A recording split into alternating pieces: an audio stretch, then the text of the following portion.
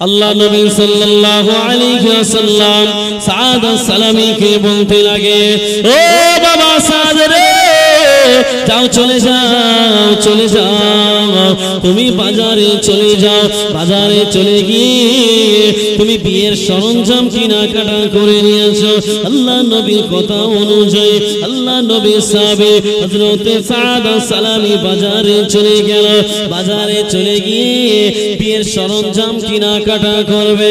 হঠাৎ করে বাজারের মধ্যে কে আওয়াজ দেয়, এখানে নবীর প্রেমিক কে আছো, নবীর মহব্বতের মানুষ কে আছো, নবীর ভালোবাসার মানুষ কে আছো। আল্লাহ নবীর সঙ্গে বেঈমান বেদিনদের যুদ্ধ বেঁধে গিয়েছে, আল্লাহ নবীর সঙ্গে বেঈমান বেদিনদের যুদ্ধ লেগে গিয়েছে। ও আমার ভাইজানেরা, হযরত সাদ সালামীর কানে এই কথাটা চলে গেল, হযরত সাদ সালামীর কানে এই খবরটা চলে গেল, আমার রাসূলের সঙ্গে বেঈমান বেদিনদের যুদ্ধ লেগে গিয়েছে, আর আমি সাদ আনন্দ করে বিয়ের কেনাকাটা করব। হযরত সাদ সালামী যখন বিয়ের সরঞ্জাম কিনতে গেল, দেখতে পাওয়া গেল হযরত সাদ সালামী বলছে, তাই তো আমি রাসূলের কেমন আসে, আমি রাসূলের কেমন সাহাবী, মহব্বতের কেমন সাহাবী, আমি আজকের রাসূলের সঙ্গে যুদ্ধ বেঁধে গেছে, আর আমি আনন্দ ফুর্তি করে বিয়ের কেনাকাটা করে আমি বউ নিয়ে এসে আনন্দ ফুর্তি করব না। হযরত সাদ সালামী বিয়ের সরঞ্জাম কেনাকাটা বাদ দিল, দিয়ে ওই টাকায় একটা তরবারি কিনলো, একটা ঘোড়া কিনলো, আর একটা ঢাল কিনলো, আর একটা বোরখা কিনলো, মুখ ঢাকা এমন বোরখা হযরত সাদ সালামী কিনে নিল, নিয়ে বোরখাটা পরে নিল, ঘোড়ার উপরে চড়লো, ঢালটা হাতে নিল, তরবারিটা নিয়ে হযরত সাদ সালামী যুদ্ধের ময়দানে ছুটতে লাগল। ও আমার ভাইজানেরা, ও সোনার মানিকেরা, দেখতে পাওয়া গেল বাবা আল্লাহ নবীর সাহাবী হযরত সাদ সালামী বিয়ের কেনাকাটা বাদ দিয়ে এবারে যুদ্ধের ময়দানে ছুটতে লাগলো। ছুটতে ছুটতে দেখা গেল আল্লাহ নবীর সাহাবী হযরত সাদ সালামী, আল্লাহ নবীর সাহাবী হযরত সাদ সালামী যুদ্ধের ময়দানে যখন চলে গেল, যুদ্ধের ময়দানে গিয়ে ইসলামের পক্ষে যুদ্ধ করতে লাগে। ও সোনার মানিকেরা, আল্লাহ নবীর সাহাবী যুদ্ধের ময়দানে যখন যুদ্ধ করলো, যুদ্ধ করতে করতে দেখা গেল হযরত সাদ সালামী বেঈমান বেদিনদেরকে কচু কাটা করতে লাগলো। আল্লাহ নবীর সাহাবী হযরত সাদ সালামী যুদ্ধ করতে করতে যখন বেঈমানদের মধ্যে ঢুকে পড়ল, আল্লাহ নবীর সাহাবী হযরত সাদ সালামী ওই বেঈমানদের তলোয়ারের আঘাতে ঘোড়ার পিঠ থেকে জমিনে পড়ে গেল। আল্লাহ নবীর সাহাবী হযরত সাদ সালামী ঘোড়ার পিঠ থেকে জমিনে পড়ে গেল তাদের তরবারির আঘাতে। দেখতে পাওয়া গেল বাবা হযরত সাদ সালামী যখন জমিনে পড়ে গেল, যুদ্ধ যখন শেষ হয়ে গেল, আল্লাহর নবী বলছেন, ও আমার সাহাবীরা, তোমরা সমস্ত লাশগুলো একত্রিত করো, লাশগুলো এক জায়গায় নিয়ে আসো। আল্লাহ নবীর কথা অনুযায়ী আল্লাহ নবীর সাহাবীরা লাশগুলো একত্রিত করে আনলো। আল্লাহ নবীর সেই সাহাবী হযরত সাদ সালামীর লাশটাও একত্রিত করা হলো। আল্লাহ নবীর সাহাবী সাদ সালামী যখন যুদ্ধের ময়দানে এসে যুদ্ধ করছিল, আল্লাহ নবী দেখতে পাচ্ছে ঘোড়ার পিঠে বোরকা পরে মুখ ঢাকা অবস্থায় কে যুদ্ধ করতে এসেছে। দেখতে পাওয়া গেল বাবা আল্লাহ নবীর সাহাবী হযরত সাদ সালামী যুদ্ধের ময়দানে যখন বেহুশ হয়ে গেল, আল্লাহ নবীর সাহাবী সমস্ত লাশ একত্রিত করে বলছে, এই বোরকা পরা লাশটাকে আমি দেখতে চাই। আল্লাহর নবী হযরত সাদ সালামীর মুখের কাপড়টা সাহাবীদেরকে সরাতে বলল। আল্লাহ নবী সাহাবীরা হযরত সাদ সালামের মুখের কাপড়টা সরিয়ে ফেলল। আল্লাহ নবী সাহাবী দেখতে পেল, আল্লাহ নবী সাহাবী দেখতে পেল যে যুদ্ধ করছিল, তরবারি নিয়ে যুদ্ধ করছিল, বোরকা পরে যুদ্ধ করছিল, সে তো অন্য কেউ নয়, তিনি হলেন আল্লাহ নবী সাহাবী হযরত সাদ সালামী। বলুন সুবহানাল্লাহ।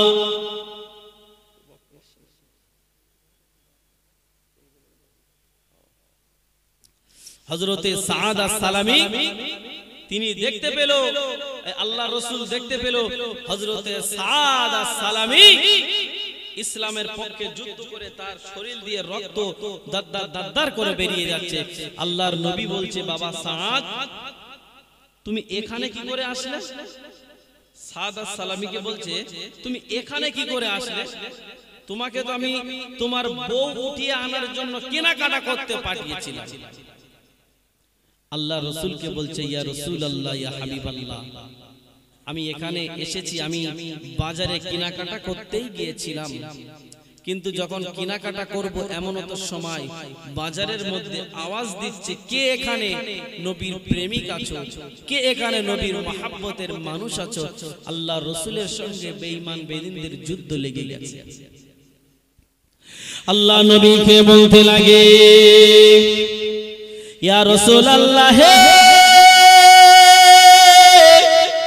ইয়া হাবিবাল্লাহ, হুজুর, আমি আপনার সঙ্গে যুদ্ধ লেগে গেছে, আমি কেমন করে বিয়ের কেনাকাটা করব? না ইয়া রাসূলুল্লাহ, ইয়া হাবিবাল্লাহ, আমি অমন আপনার সাহাবী নয়। আপনার যদি যুদ্ধের ময়দানে কোন রকম আপনার বেঈমান বেদিনরা আক্রমণ করে ফেলে, কিয়ামতের দিন আপনার কেমন মহব্বতের সাহাবী হয়ে উঠব? না ইয়া রাসূলুল্লাহ, ইয়া হাবিবাল্লাহ, আপনি আমাকে যুদ্ধের ময়দানে পাঠিয়েছেন, আপনি আমাকে কেনাকাটা করার জন্য পাঠিয়েছিলেন, আমি কেনাকাটা করলাম না। ইয়া রাসূলুল্লাহ, ইয়া হাবিবাল্লাহ, আপনার যুদ্ধের কথা শুনে আমি যুদ্ধের জন্য প্রস্তুতি হয়ে গেলাম। আল্লাহ নবী বলতে লাগলো, আমি বুঝতে পেরেছি তুমি খবর শুনে যুদ্ধের ময়দানে আসলে, কিন্তু তুমি বলো, তুমি বোরকাটা কেন পরলে আর মুখটা কেন ঢাকলে? আল্লাহ নবীকে বলতে লাগে, ইয়া রাসূলুল্লাহ, ইয়া হাবিবাল্লাহ, আমি বোরকাটা পরেছি, তার মধ্যে যথেষ্ট কারণ লুকিয়ে রয়েছে। কি কারণ লুকিয়ে রয়েছে? আল্লাহর নবী বলতে লাগে, ও বাবা সাদ, কিসের জন্য তুমি বোরকা পরলে? কিসের জন্য তুমি মুখ ঢেকে যুদ্ধ করলে? আল্লাহ নবীকে বলতে লাগে, ইয়া রাসূলুল্লাহ, ইয়া হাবিবাল্লাহ,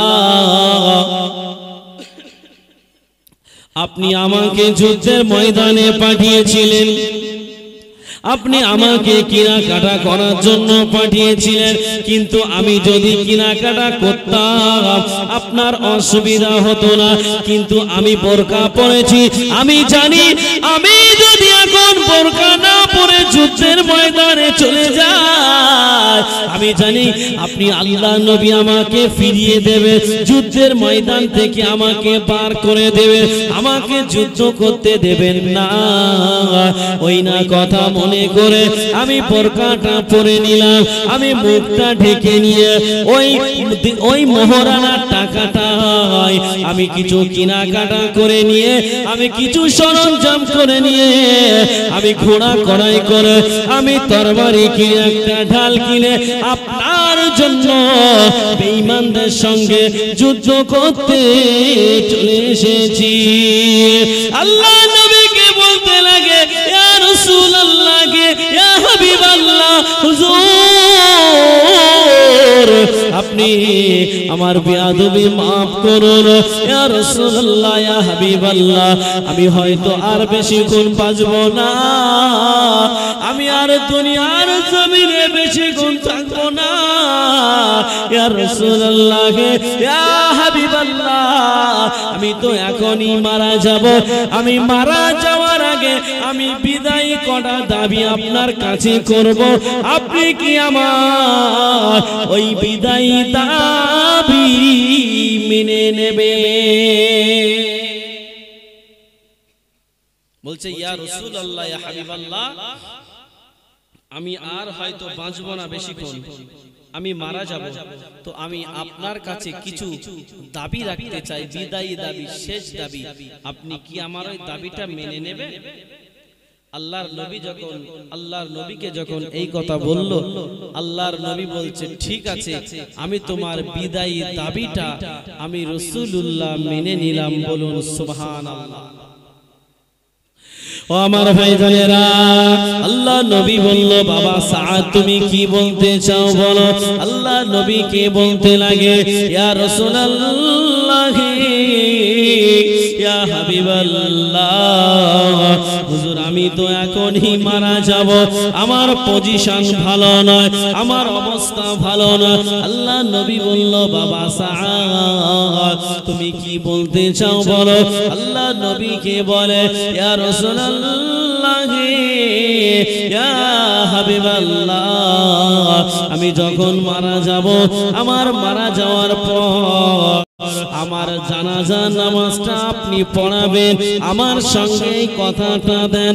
আল্লাহ নবী যখন এই কথা বলল, আল্লাহ নবীকে বলতে, আল্লাহ নবীকে যখন এই কথা বলল, আল্লাহ নবী বলল, বাবা সাদ তোমার এই বিদায়ী দাবিটা আমি মেনে নিলাম।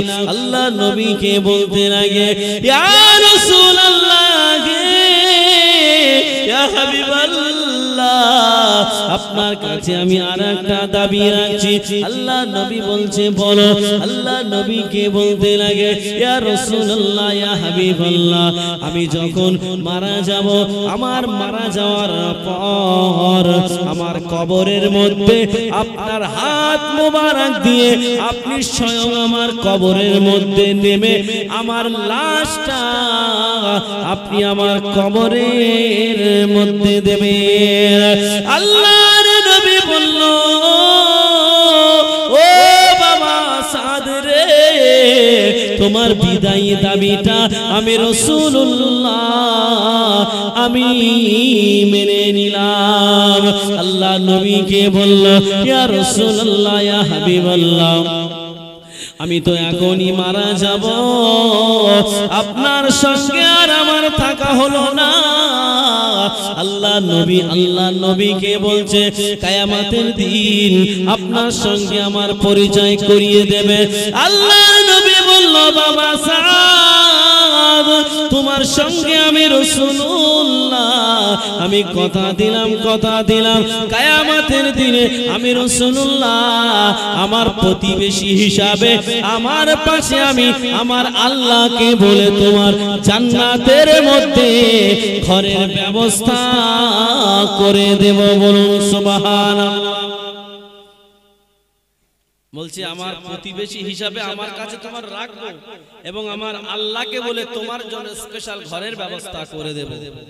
হযরতে সাদ আস-সালামি বলছে, ইয়া রাসূলুল্লাহ, তাহলে আমার এই তিনটে কথা আপনি রাখবেন। আল্লাহর নবী বলল, ঠিক আছে। ও আমার ভাইজানেরা, হযরতে সাদ আস-সালামি এই কথা বলতে না বলতে কিছুক্ষণ যেতে না যেতে দেখা গেল আল্লাহ নবী ওই সাহাবী দুনিয়ার জমিন থেকে চিরজীবনের মতো বিদায় নিয়ে নিল। ইন্না লিল্লাহি ওয়া ইন্না ইলাইহি রাজিউন।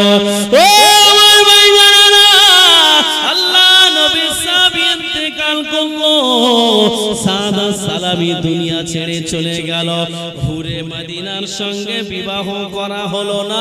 নিজের জীবনের চাইতে নিজের স্ত্রীর অপেক্ষায় আল্লাহর রাসূলের সাহাবী আল্লাহর নবীকে ভালোবেসে নিজের জীবনটা আল্লাহর রাস্তায় উৎসর্গ করে দিয়েছে।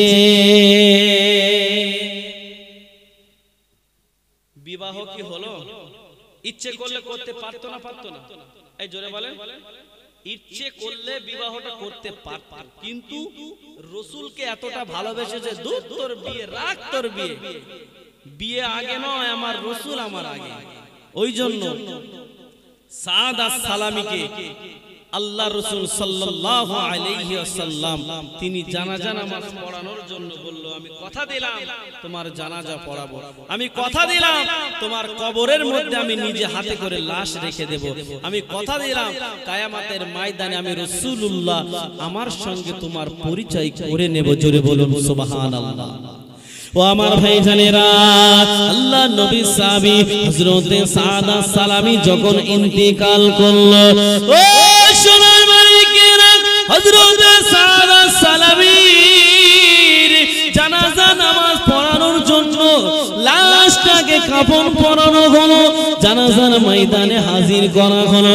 আল্লাহ নবী দেখতে পাওয়া গেল, হঠাৎ করে আল্লাহ নবী ভালো করে হাঁটতে হাঁটতে আল্লাহ নবী সাহাবী হযরতে সাদ আস-সালামী বুড়ো আঙুলের উপরে ভর দিয়ে হাঁটতেছে। কোথায় ভর দিয়ে হাঁটছে? বুড়ো আঙুলের উপরে, পায়ের যে বুড়ো আঙুল, ওই বুড়ো আঙুলের উপর এমন ভাবে ভর দিয়ে দিয়ে হাঁটছে। এখন আল্লাহর নবী সাহাবীরা তো স্বাভাবিক প্রশ্ন করবে যে ইয়া রাসূলুল্লাহ, ইয়া হাবিবাল্লাহ, আপনাকে কি বেঈমান বেদিনেরা তারা কি আপনার পায়ে আঘাত করেছে? আপনার পায়ে কি মেরেছে? আল্লাহর নবীকে যখন এই প্রশ্ন করলো, আল্লাহর নবী বলল, ও আমার সাহাবীরা, না, আমার পায়ে কেউ আঘাত করেনি। ও আমার ভাইরা, নবী আমার দিন দুনিয়ার বাদশা হাবিবুল্লাহ জনাবে মুহাম্মদ রাসূলুল্লাহ সাল্লাল্লাহু আলাইহি ওয়াসাল্লাম, আল্লাহ নবী বলতে লাগে, ও আমার সাহাবীরা, আমি রাসূলুল্লাহ, আমি দেখতে পাচ্ছি আমার সাহাবীরা, ও আমার সাহাবীরা, আমি রাসূলুল্লাহ, আমার পায়ে আঘাত লাগেনি, আমি রাসূলুল্লাহ দেখতে পাচ্ছি আমার যে সাহাবী মারা গিয়েছে এই সাদ আস-সালামীর উপরে আমার আল্লাহ পাক এতটা খুশি হয়ে গেছে, আমার আল্লাহ পাক এতটা রাজি হয়ে গেছে, আমার আল্লাহ পাক এতটা সন্তুষ্টি হয়ে গেছে, ওই সাদ আস-সালামীর জানাজা নামাজ পড়ার জন্য আল্লাহর রহমতের ফেরেশতারা এই জানাজার ময়দানে এত এসেছে, এত হাজির হয়েছে। আমি রাসূলুল্লাহ, আমি কোথায় পা ফেলবো সেই পা ফেলার জায়গা নাই, ওই কারণে আমি রাসূলুল্লাহ আমার বুড়ো আঙুলের উপরে ভর দিয়ে হেঁটে যাই। বলুন সুবহানাল্লাহ। ও আমার ভাইজানেরা, আল্লাহর নবী হযরত সাদ আস-সালামীর কথা অনুযায়ী জানাজা নামাজ পড়িয়ে আল্লাহর নবী হযরত সাদ আস-সালামীকে নিজে হাতে করে দাফন করে দিল। আল্লাহর রাসূলের সাহাবীকে আল্লাহর রাসূল নিজে ওনার কথা অনুযায়ী আল্লাহর রাসূল দাফন কাফনটা করে দিল। তো এবারে আপনারা বলেন, এই যে রাসূলের মহব্বতে সাহাবীরা জান মাল সব কিছু উজাড় করে দিয়েছে না দেয়নি? জোরে বলেন, দিয়েছে না দেয়নি?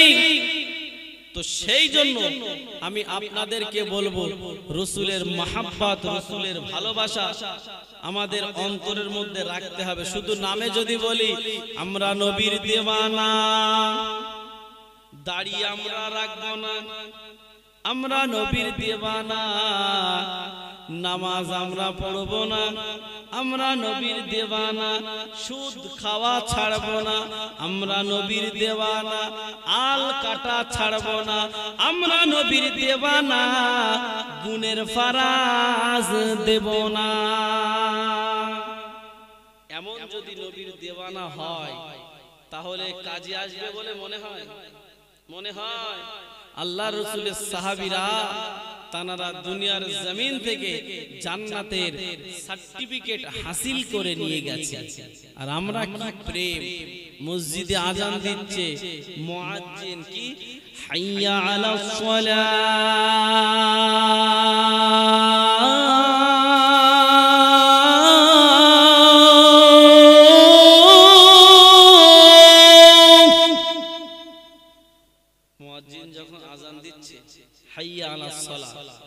আর সমাজের বুকে এমন মুসলমান আছে বলছে মসজিদের সাইড থেকে পালা।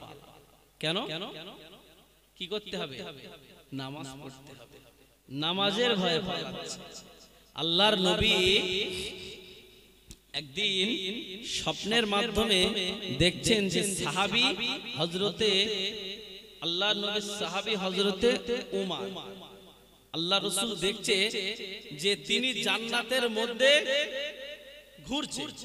এখন আল্লাহ রাসূল দেখছে যখন ওনার সাহাবী জান্নাতের মধ্যে ঘুরছে, আল্লাহ রাসূল সাল্লাল্লাহু আলাইহি ওয়াসাল্লাম একদিন হযরত উমরে ফারুককে ডাকলো, বাবা উমর, আমি রাসূলুল্লাহ, আমি দেখলাম যে তুমি জান্নাতের মধ্যে ঘুরছো।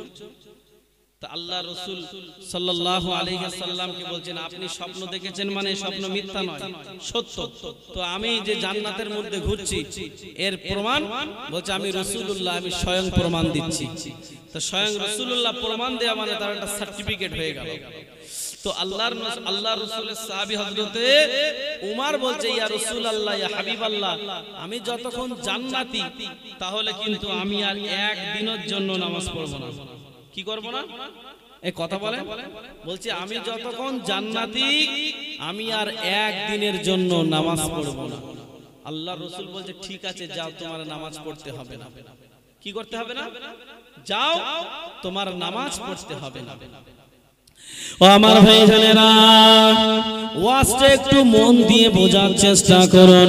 আল্লাহ নবী হযরতে ওমরকে বলল, ও বাবা ওমর, যাও, চলে যাও, চলে যাও, তোমার আর নামাজ পড়া লাগবে না। হযরতে ওমর নামাজ পড়বে না বলে বাড়িতে চলে গেল, বাড়িতে চলে গেল। আর সেই জামানায় মুয়াজ্জিন ছিল আল্লাহর রাসূলের কালো সাহাবী, যার নাম হলো বেলাল। কি সাহাবী ছিল? হযরতে বেলাল। হযরতে বেলালের আজান যদি শুনতো, এই আমরা বা কেউ যদি আমরা বেলালের আজান শুনতাম, আমাদের অন্তরটা জুড়িয়ে যেত, জুড়িয়ে যেত। আর এখন আমাদের মসজিদের মুয়াজ্জিনরা যে আজান দেয়, মুসল্লিরা আরো পালায়। ফ্রি মুয়াজ্জিন, ফ্রি মুয়াজ্জিন আর ফ্রি আজান, তাই না? আজান দেওয়ার ঢং দেখলি মাথা খারাপ। ওই জন্য আমি আপনাদেরকে বলবো যে হযরতে বেলালের আজান শুনে হযরতে উমর বাড়িতে থাকতে পারলো না, সহ্য করতে পারলো না। হযরতে উমর ফারুক রাদিয়াল্লাহু তাআলা আনহু নামাজ পড়বে না বলে আল্লাহ নবীকে বলে ঘরের দিকে চলে গেল। আল্লাহ নবীকে বলল, ইয়া রাসূলুল্লাহ, ইয়া হাবিবাল্লাহ, আমি আর নামাজ পড়ব না। আল্লাহ নবী বলল, বাবা আল্লাহ নবী বলল, ও বাবা ওমর, তোমার আর নামাজ পড়তে হবে না। আল্লাহ নবী যখন এই কথা বলল, আল্লাহ নবীর এই কথা অনুযায়ী হযরতে ওমর ফারুক বাড়িতে চলে গেল। হযরতে বেলাল আজান দিল। হযরতে ওমর ফারুক হুজুর আর সহ্য করতে পারে না, নামাজ পড়ার জন্য তার অন্তরের মধ্যে জ্বালা চড়ে গেল, ছটফট ছটফট করা শুরু করে দিল। দেখতে পাওয়া গেল বাবা হযরতে ওমর মসজিদের দিকে চলতে লাগলো। আল্লাহ নবী সাল্লাল্লাহু আলাইহি ওয়াসাল্লাম সাহাবীদেরকে বলতে লাগে, ও মা সাহাবীরা, আজ মসজিদে জামাত হবে, দরওয়াজা জানালা বন্ধ করে নামাজ হবে। আল্লাহ নবী সাহাবীরা বলতে লাগে, ইয়া রাসূলুল্লাহ, ইয়া হাবিবাল্লাহ, মসজিদে আজ কেন দরওয়াজা জানালা বন্ধ করে নামাজ হবে? আল্লাহ নবী বলতে লাগে, আমি রাসূলুল্লাহ, আমি যেটা জানি তোমরা সেটা জানো না, আমি যেটা বুঝি তোমরা সেটা বোঝো না। আল্লাহ নবী বলতে লাগলো, আমি রাসূলুল্লাহ বলছি আজ দরওয়াজা জানালা বন্ধ করে দিয়ে নামাজ হবে। আল্লাহ নবী যখন এই কথা বলল, আল্লাহ নবী সাহাবীরা রাজি হয়ে গেল, দরওয়াজা জানালা বন্ধ করে দিয়ে জামাত শুরু করলো। দরওয়াজা জানালা বন্ধ করে দিয়ে জামাত শুরু করে দিল। হযরতে ওমর ফারুক নামাজ আদায় করার জন্য ছুটে ছুটে মসজিদে এসে যখন দেখলো দরওয়াজা বন্ধ হয়ে গেছে, আল্লাহ নবী সাহাবী নামাজ পড়বে বলে জানালার দিকে যায়, দেখে জানালা বন্ধ, আবার দরওয়াজার দিকে যায়, দেখে দরওয়াজা বন্ধ। হযরতে ওমর ফারুক রাদিয়াল্লাহু তাআলা চিন্তা করলো, তাই তো কিয়ামতের দিনে আমার আল্লাহ পাক রব্বুল আলামিনের সম্মুখে আমি কেমন করে মুখ দেখাবো? আমার রাসূলুল্লাহ যেখানে নিজে ইমামতি করছে, যেখানে নিজে নামাজ পড়াচ্ছে, আমি রাসূলুল্লাহর পিছনে আমি যদি নামাজ না আদায় করতে পারি, আমি কিয়ামতের দিনে আমি কেমন করে মুখ দেখাবো? না না না, আমি ওমর এটা মানব না। হযরতে ওমর ফারুক আর থাকতে পারল না। হযরতে ওমর ফারুক আর সহ্য করতে পারল না।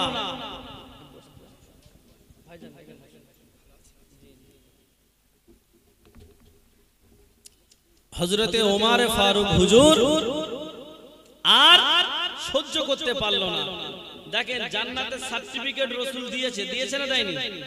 তথাপিও হযরতে ওমর ফারুক হুজুর নামাজ পড়বে বলে অন্তরের মধ্যে জ্বালা চড়ে গিয়েছে, যন্ত্রণা শুরু হয়ে গেছে। আর আমরা যেভাবে সমাজে ঘুরে বেড়াই, মনে হয় যেন আমাদের জান্নাতের সার্টিফিকেট মনে আলমারিতে ঢিবে করা আছে, সব একের পর এক টাল মারা আছে। জান্নাতের সার্টিফিকেট আছে কি? তাহলে আমরা নামাজ পড়ি না, রোজা করি না, আল্লাহ টাকা দিয়েছে, হজ করি না, যাকাত দিই না, এগুলো কি নিজের ইচ্ছে মতো করলে হবে? তো কিয়ামতের ময়দানে জবাব দিতে হবে না? আপনাদের শুরুতে আমি বলেছিলাম আল্লাহ পাক রব্বুল আলামিন পারা নাম্বার 23 সূরার নাম সূরা ইয়াসিন। আল্লাহ পাক সূরা ইয়াসিনের মধ্যে বললেন আমতাজুল ইয়াউমা আইয়ুহাল মুজরিমুন। আল্লাহ ওই যে বলেছিলাম দুটো লাইনে ভাগ করে দেবে, যদি এই কথাগুলো মেনে নেন তাহলে আমার জন্য আপনার জন্য কামিয়াব, আর না হলে আল্লাহ বলবে আমতাজুল ইয়াউমা আইয়ুহাল মুজরিমুন। একটা জাহান্নামীদের লাইন আর একটা হবে জান্নাতীদের লাইন।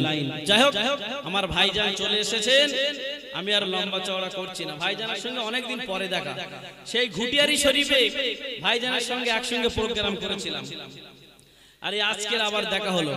চলেন একটু নবীকে ভালোবেসে একটা বারের জন্য কিয়াম ইয়া নবী সালাম আলাইকা, ইয়া রাসূল সালাম আলাইকা, ইয়া হাবিব সালাম আলাইকা, সালাওয়াতুল্লাহ আলাইকা, তালাআল বদরু আলাইনা মিন সানিয়াতি বিদাই, ওয়াজাবা শুকরু আলাইনা মা দাআ লিল্লাহি দাই। ইয়া নবী ইয়া রাসূল সালাম আলাইকা, ইয়া হাবিব সালাম আলাইকা।